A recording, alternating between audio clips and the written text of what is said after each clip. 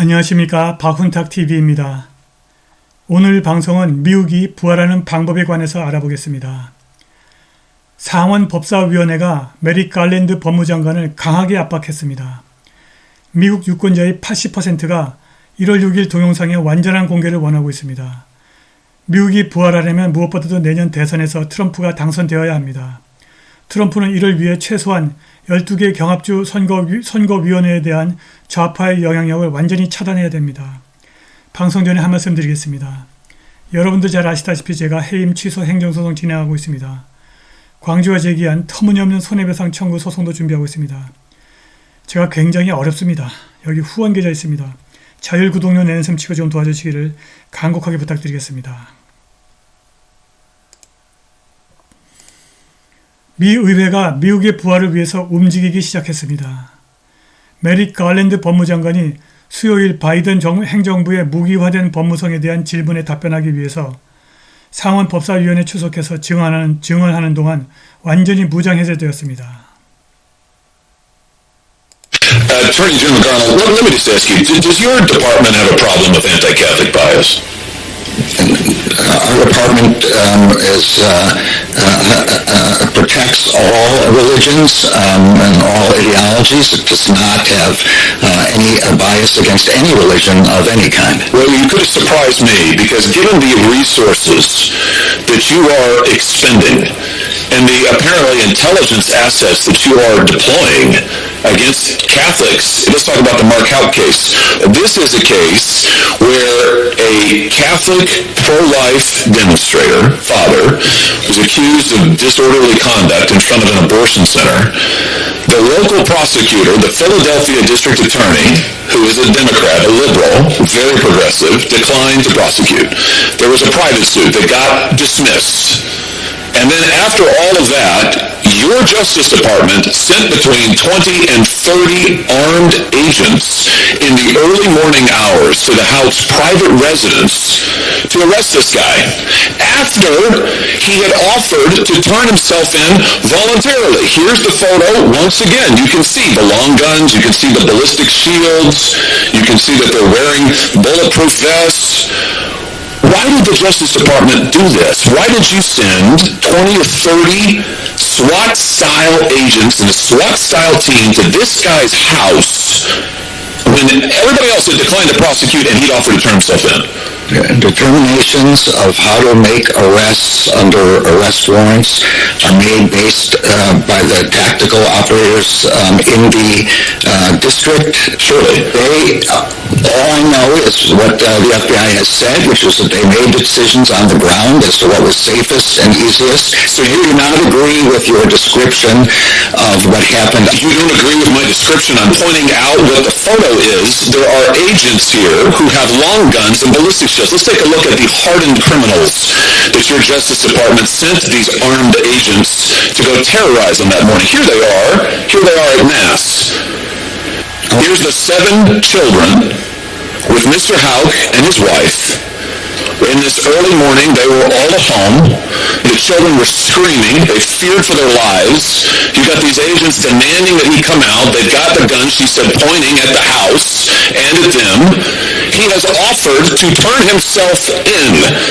And this is who you go to terrorize. What's really interesting to me is this seems to directly contradict your own memorandum about the use of force at the Justice Department.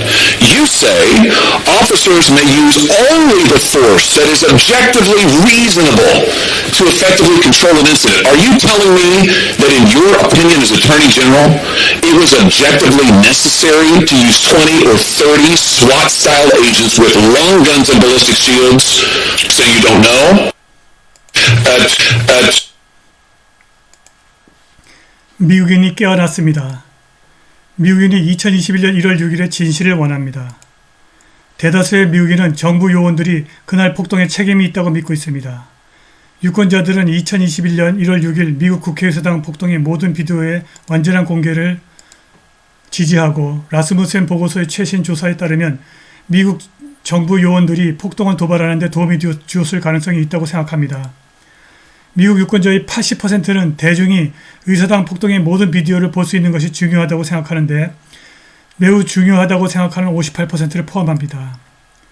팍스뉴스 진행자 터커 컬슨은 폭동을 조사하는 의회위원회에서 이전에 공개하지 않은 의사당 폭동 비디오를 방송할 계획인 것으로 알려졌습니다. 공화당원의 86%, 민주당원의 78%, 주요 정당과 무관한 유권자의 75%가 대중이 국회의사당 폭동의 모든 비디오를 볼 수 있는 것이 중요하다고 생각합니다. 유권자의 61%는 잠입 정부 요원이 의사당 폭동을 도발하는 데 도움이 되었을 가능성이 있다고 생각하며 그럴 가능성이 매우 높다고 생각하는 39%를 포함합니다. 2024년 대선에서 트럼프가 승리해야 미국 부활의 모멘텀이 생길 것입니다. 그런데 지금으로서는 내년 대선 승리 가능성이 별로 높지 않습니다.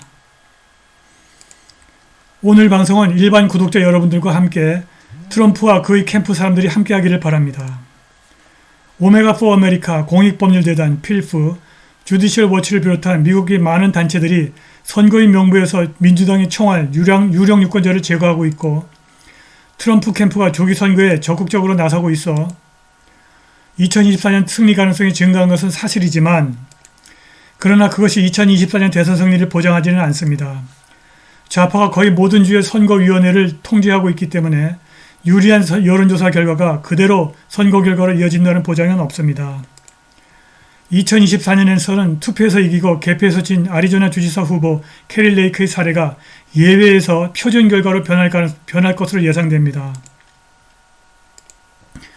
유령 유권자와 사망자 데이터베이스는 유권자 명부가 발행되고 1개월 안에 제거되지 않으면 그대로 남습니다. 이 문제는 12개 경합주에서 오메가4 아메리카와 관련 개인들이 힘들지만 해결하고 있습니다.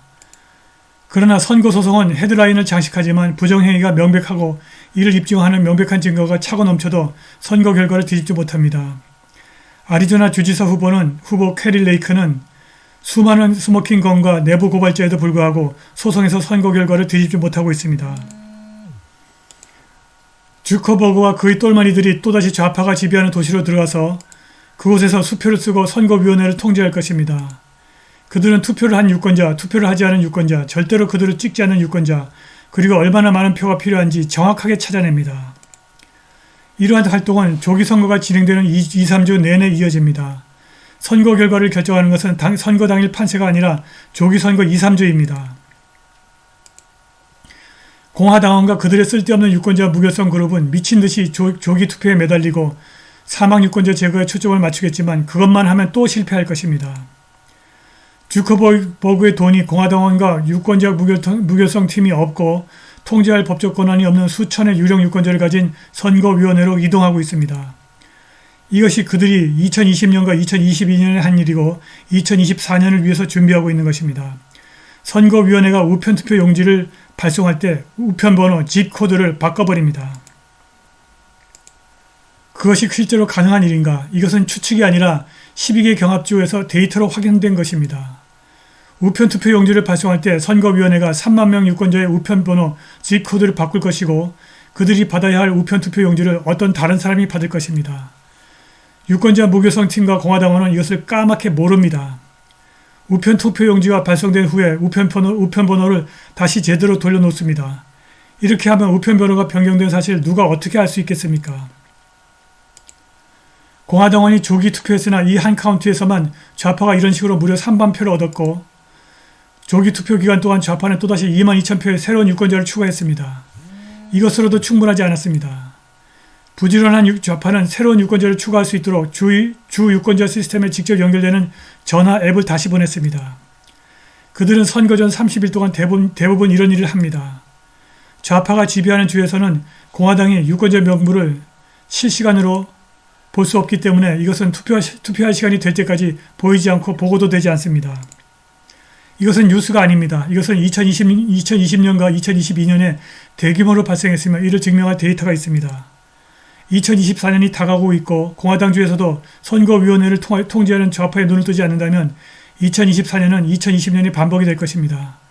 2024년에 좌파들이 선거위원회를 조작하여 선거를 훔칠 확률은 거의 100%입니다.